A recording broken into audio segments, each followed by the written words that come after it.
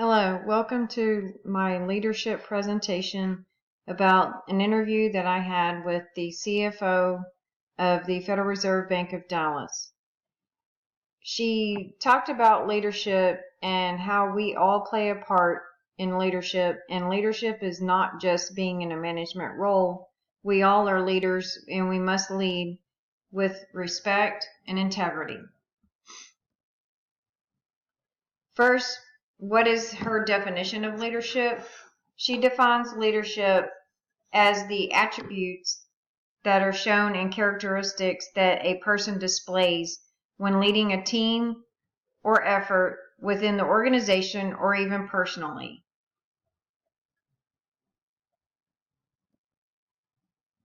Here, she talked about the leadership contents of what it takes to develop a leader. What are the role models? How do you describe a leader?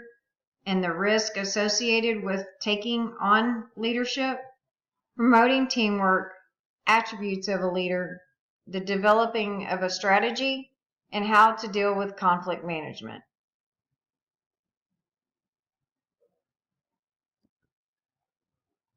Followership, she described the characteristics and behaviors of a leader, the characteristics that were needed for a dynamic team, poor followers, and ethical dilemma.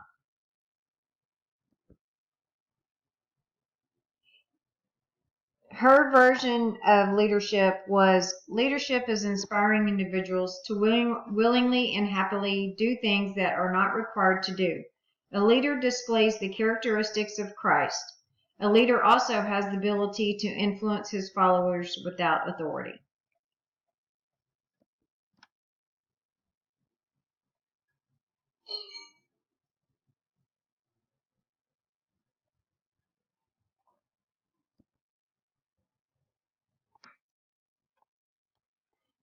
What are the interpersonal effectiveness? Interpersonal effectiveness leads to leadership and allows these elements to take place: ability, awareness, and commitment. Out of these three, she talked really about awareness. Awareness is having the ability to notice whenever a leader is following and allowing recognition of events in real time and how they impact the organization.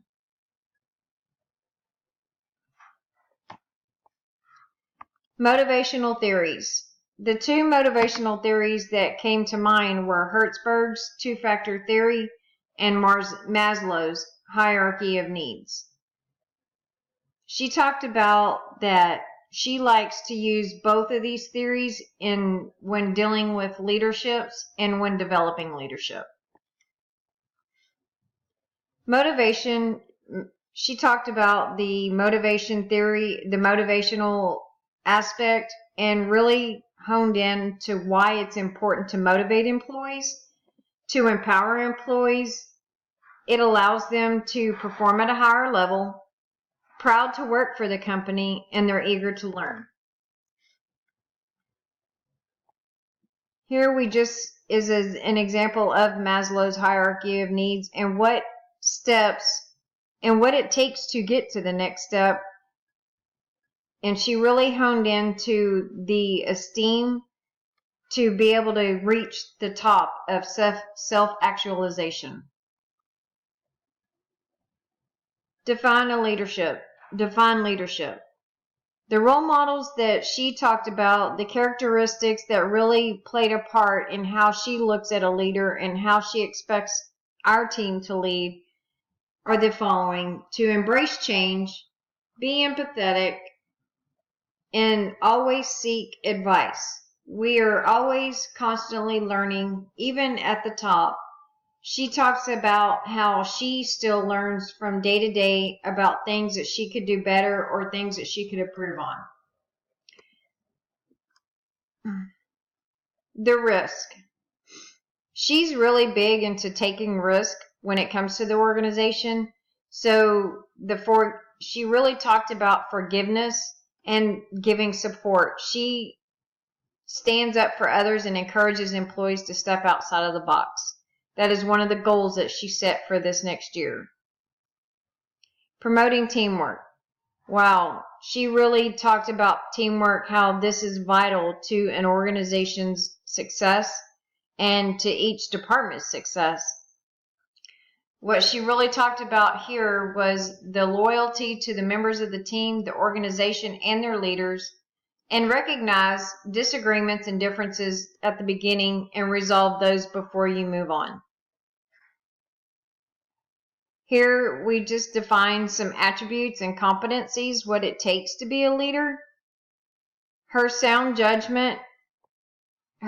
sound judgment and presence, and leads by examples and influences. She is a great leader herself, and she talks about how she leads by example and wants others to follow in her lead. So that's really an important aspect of her job as the top leader. Develop a strategy. She wants to allow employees to be more productive, develop objectives and goals, and take action. Here, within the last year or so, she talked about how she has developed a new training strategy and willing to pay for more employees to travel and pay for hotel expenses and travel expenses in order to get the correct training and the proper training for each person. SWOT analysis, a good tool to really talk about and look at where you are within your organization, externally and internally. Conflict management. Very, very important to the CFO, as conflict creates controversy and all it does is tears down a team. And she talked about jumping on it early would be beneficial, especially whenever one realizes they are wrong, to accommodate conflict and actually own up to your own mistakes and take responsibility. Followership. What does this mean? To her, it's an individual that displays the ability to actively follow a leader. Here are the characteristics.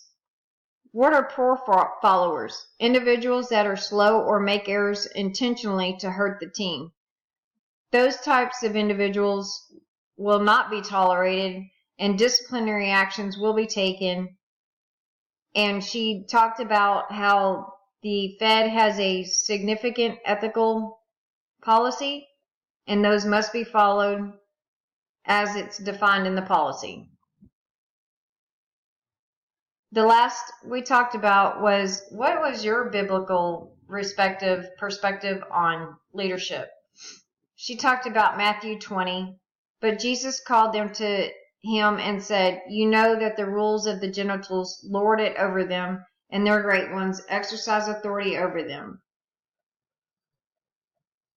It shall not be so among you, but whoever would be great among you must be your servant, and whoever must be first among you must be your slave, even as the Son of Man came not to be, but to serve, and to give his life as a ransom."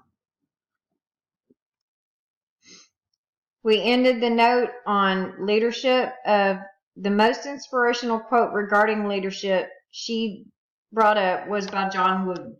The most powerful leadership tool you have is your own personal example. She talked about you're not a failure until you start blaming others for your mistakes. She really focuses on leadership and how she expects her management team to lead their teams in order for the success of the company, but she also focuses on personal leadership.